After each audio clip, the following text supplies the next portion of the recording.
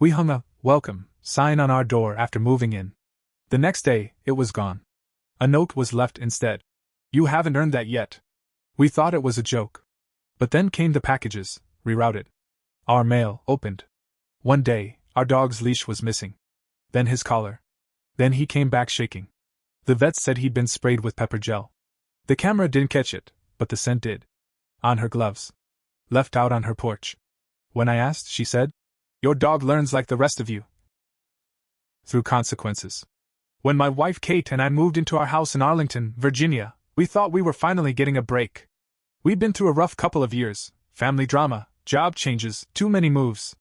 This was supposed to be home. Peace. A place to breathe. We were wrong. The house wasn't fancy, but it was ours.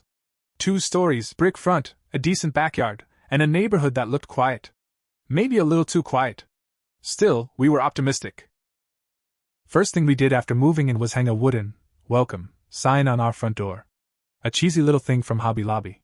It felt right. Next morning, the sign was gone. At first I thought the wind took it. Then I saw the tape. A single piece of blue painter's tape, holding a note where the sign had been. You haven't earned that yet. That's all it said. I stood there for a long time just staring at it. The handwriting was creepy. Not sloppy or rushed, but tight, controlled, neat block letters. Like someone took their time. No name. No smiley face or joke or anything like that. Kate read it and laughed it off. Probably just some kid messing around, she said. But it didn't sit right with me. Then the packages started disappearing. 3 days later, I got an email saying my Amazon package was delivered. Except it wasn't on our porch. It wasn't anywhere. I figured maybe the delivery guy left it at the wrong address. It happens. But when it happened again the next day, I called the carrier. They said it had been rerouted. Someone had requested a change in delivery address using an authorized account. I didn't authorize anything. Then another package vanished. And then a fourth. I started getting mad. Really mad. I went down to the post office and found out someone had submitted a mail forwarding request. Sent our mail to a damn P.O. box in Springfield, 30 minutes away. They'd forged our names. Even had Kate's middle name right. The postmaster helped me shut it down, but all they could tell me was that the form looked legit. They had no way of knowing it wasn't us. From then on, I started checking our mailbox like a hawk. Then the mail started showing up opened. We got a card from Kate's mom. One of those cutesy birthday cards with glitter and butterflies. It had a $50 bill inside. Or it should have. The envelope was opened carefully, like someone used a letter opener. Bill was gone. Then a bill from the water company came torn in half. Then an envelope from our insurance company, missing pages. We called the police. They came out, took notes, wrote up a report. But no fingerprints, no camera footage, no witnesses, nothing they could do.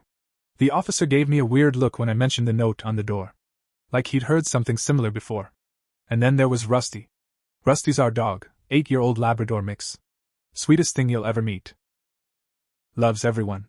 Never bit anyone in his life. He was the only one in the family who still seemed happy after the move. Until the morning his leash was missing.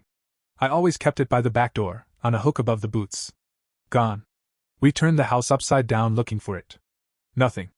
That night, his collar was gone too. Kate swore she took it off and set it on the kitchen counter. Just vanished. And then he disappeared. We let him out in the backyard like we always did before bed. 10 minutes, max? But he didn't come back. I was out there in my slippers, calling his name, shining a flashlight into the trees. No sign of him. He finally came limping back around 11 p.m. Eyes red, tail tucked, legs shaking. Kate ran to him, crying. I carried him to the car. The vet didn't sugarcoat it. He's been sprayed, she said. Pepper spray? Worse. Pepper gel. It clings. Someone got him in the face, chest, and possibly near his mouth. He's in pain. Kate sobbed in the lobby.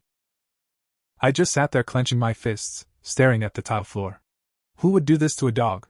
That weekend I installed cameras. 3 total. 1 facing the front, 1 in the backyard, and 1 angled at the side alley by the gate. Motion activated. High resolution. I wasn't taking chances anymore. But we didn't catch anything. No one on the cameras. No sound. No lights. No figures. Just shadows, wind, and sometimes squirrels. Rusty wouldn't go near the fence after that. He'd sit by the back door shaking whenever we tried to let him out. We had to walk him on a leash in the front yard like we were in an apartment complex. That's when I started noticing something. The house across the street. Perfect lawn. White colonial. Roses lined up like soldiers. Porch painted every shade of beige. Belonged to a woman named Mrs. Caldwell. I looked her up in the local registry, Eleanor Caldwell. 67, widowed. Retired librarian. I hadn't met her. She hadn't introduced herself. Neither had anyone else on the block. No one waved. No one said hi. But she was always outside. Clipping roses. Sweeping leaves. Watching. And always wearing gloves. One day, Rusty started barking like crazy when we passed her place. He growled. His whole body went stiff. That's when I noticed the gloves. Sitting out on her porch railing. Not drying. Not hanging. Just sitting there. Like they were left for display. I walked closer. That's when the smell hit me. Pepper. Chemical. Burnt. I gagged. My eyes started to water. I stared at those gloves for a long time. Then I knocked on her door. She opened it like she was expecting me. You spray my dog? I asked. She looked me right in the eye and said, Your dog learns like the rest of you, through consequences. Then she shut the door. After that door closed, I just stood there on her porch. I was shaking. Not with fear, but with rage. I wanted to kick that door off its hinges. But I didn't. I walked back to my house, leash tight in my hand, Rusty growling at my side. Kate was waiting at the window when we got in. She knew from my face that something had happened. She admitted it. I said. She said he learns like the rest of you. Kate stared at me, her mouth open. We need to call the police again. We did. This time, they sent a different officer. He listened to everything, nodded a lot, but when we told him about the gloves and what she said, he just shrugged. No proof. Gloves smell like pepper, sure, but unless you saw her do it, we have the note. I snapped. We have the mail forwarding form. We have opened mail. Now our dog. The officer sighed. You've got a string of bad things, yeah? But nothing ties it all to her. Nothing that would hold in court. And then he said it. The thing that hit me hard. Some people like to test the new neighbors. We were alone. I tried to talk to some other people on the block. A guy 3 houses down was mowing his lawn. I walked over to introduce myself, ask if he'd seen anything weird. He turned off his mower and looked me dead in the eye. Just keep your head down. And don't leave your trash out on Thursdays. She doesn't like that. Then he went back to mowing. I tried again the next day, with the woman next door. She pretended not to hear me. Closed her garage door while I was mid-sentence. It was like we were ghosts. Or worse, targets. Kate wanted to move. Said she couldn't sleep at night. Rusty barked at every sound. But I wasn't leaving. Not yet. Not after what she did. Then the HOA letters started. First one was about unauthorized exterior decorations. The welcome sign. Said we needed written approval before affixing items to the front door. Second letter. Trash bins visible from the street. Third one. Improper lawn maintenance. Our grass was an inch higher than the guidelines. Each letter came with a $50 fine. The HOA president? Eleanor Caldwell. Kate was crying again. This place is hell, she said. What did we do to her? I didn't have an answer. But I had an idea. I dug into her past. It started with a trip to the county courthouse. Then a few hours online. Public records, old news articles, archived HOA minutes. Eleanor Caldwell had lived on that street for 42 years.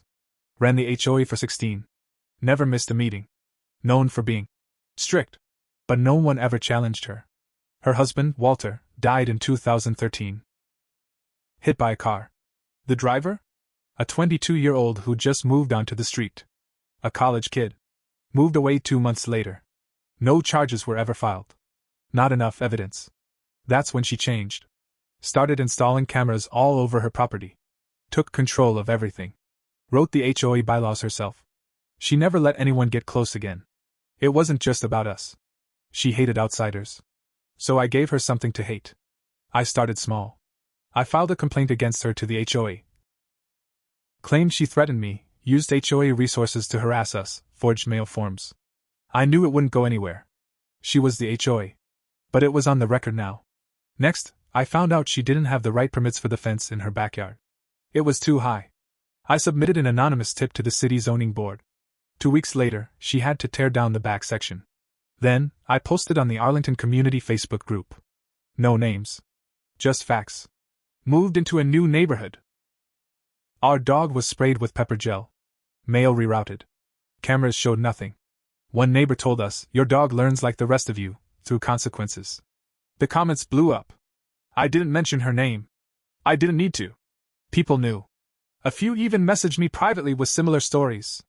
She got my husband fired from the HOA board. She reported my son for parking too close to her driveway. She killed my garden with bleach. Never caught her, but I know it was her. She had enemies. Quiet ones. Too scared to speak up. I wasn't scared. Not anymore. I stopped playing defense. Once I knew who she really was, how deep her grip ran, I changed my approach. I didn't confront her. I didn't argue. I gave her silence. People like Eleanor Caldwell don't know what to do with silence. They're used to fear, pushback, compliance. Silence makes them paranoid. I made sure she saw me walk Rusty past her house every day. I'd nod. Smile, even. But I didn't say a word. Meanwhile, I was collecting. The gloves were step one. I wore a hoodie and gloves of my own.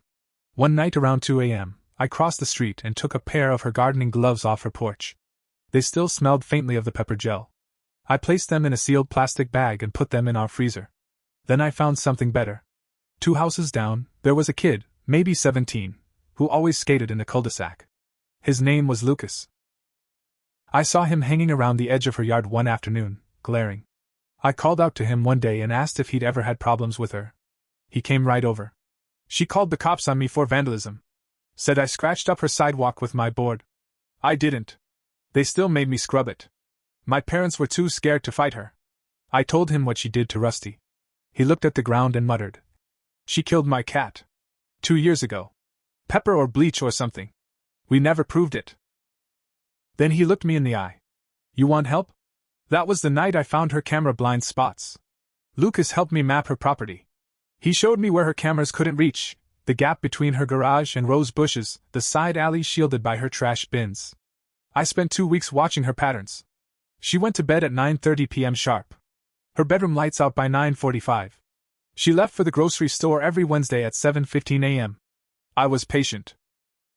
One night, I walked to that alley, carrying a small can of spray paint in my coat. I left a neat little message on the side of her trash bin. You haven't earned silence. Let her think about that. Then she escalated. It was the 3rd week in February when it all exploded. I came home from work to find our yard trashed. Literal trash, banana peels, moldy bread, rotting meat, a full garbage bag ripped open and dumped across our lawn. Rusty had rolled in it before Kate could stop him. The smell was sickening. The police came out, took photos, logged a report. Again. No proof. Could be raccoons. But they were looking at her now. For the first time, they were actually looking. She knew it. And then she made her move. The animal control report. 4 days later, a county truck pulled up to our house. Rusty was in the yard with Kate, just lying in the sun. They said they'd received an anonymous complaint. Aggressive behavior. History of attacking pedestrians. The officer looked embarrassed. We don't even have a file on your dog. This is clearly retaliation. Still, they had to do a report. Had to do a home inspection. Standard procedure. Kate called me sobbing. She's trying to get him taken away. I snapped. I went to the HOA meeting. First time since we moved in. It was in the community clubhouse. Folding chairs, bad coffee, old bulletin boards filled with flyers for piano lessons and leaf removal. She was at the head of the room. Calm. In control. Surrounded by scared neighbors who all knew better than to cross her. Until I stood up. I'm putting forward a motion to remove Mrs. Caldwell as HOA president, I said, holding the folder I'd brought with both hands. Everyone turned to look at me. She didn't flinch. Just smiled. You can't do that, she said. Yes, I said. Actually, I can. Inside the folder. Photos of the open mail, copies of the forwarding form, a statement from the vet about Rusty's injuries, my police reports, and a signed notarized affidavit from Lucas about what she'd done to his cat. It wasn't enough for court. But it was enough to make people sweat. And one more thing, I included a flash drive. It held footage Lucas had taken on his phone. A week earlier, he'd hidden his phone under his skateboard and let it roll down the sidewalk past her porch. Just as she leaned down to pet Rusty during one of our walks. You can see her pull a small bottle from her sleeve and spray something, quick, like a flick. Rusty jerks back. Whines. The leash jerks. Clear as day. The room went silent. She stood up, eyes narrow. You don't know who I am. I do, I said. You're the reason this neighborhood is dying. Someone else stood up. Then another. People I didn't even know. One woman whispered, It's about time. The vote wasn't even close. Out of the 30 residents present, 22 voted to remove her. 5 abstained. Only 3 voted to keep her, and I'm pretty sure one of them was her niece. She stood there frozen, face flushed, lips tight like she'd been slapped in front of a crowd. And in a way, she had. I should have felt good. I should have felt like justice won. But that wasn't the end. She didn't leave quietly. 3 days after the vote, our fence was slashed. Not knocked over. Not damaged by accident. Slashed. Neat, straight, deep cuts all the way through the panels. Every board on the north side of our yard ruined. Kate found them first. She screamed from the kitchen, and I came running out with Rusty barking like mad behind me. We called the cops again. This time, they finally took it seriously. Turns out, our neighbor across the street had a camera pointed toward the road. We never knew because we'd never spoken. But after the meeting, people started warming up to us. And this neighbor, Mr. Daniels, checked his footage. At 1:42 a.m., a figure walked straight across the street. Hood up, long coat, carrying something under her arm. A small saw. You can't see her face. But she walks like her. Same posture. Same build. The cops got a search warrant. They found the gloves. Not the ones I took. Another pair. In her garage, in a locked box under a storage shelf. Still stained with residue. Same chemical used on Rusty. Same scent. Same brand found in Lucas's video. She tried to deny everything. Tried to blame me. Said I planted it all. Said I coached people. But she was unraveling. The lies were sloppy. The evidence was real. They charged her with animal cruelty, male tampering, trespassing, vandalism, harassment. And in the end, elder or not, she got sentenced to 90 days in jail and 2 years probation. She lost her home. Couldn't pay the legal bills. HOA removed her permanently. The city took over the neighborhood oversight for a while. Things finally started to change. But here's where I admit my part. I didn't just want her gone. I wanted her ruined. And I got what I wanted. But in doing that, I lost something. Kate left me a few months after the trial. She said I changed. That I was obsessed. That I started acting like her. You stared at her house for hours, she said. You smiled when the sentence came down. Like it was personal. It was. But she was right. I let revenge rot me. I still live here, but it doesn't feel like home anymore. The welcome sign is back on the door. Not because we earned it, but because I'm the only one left to hang it. Rusty still walks past her old house. He doesn't bark anymore.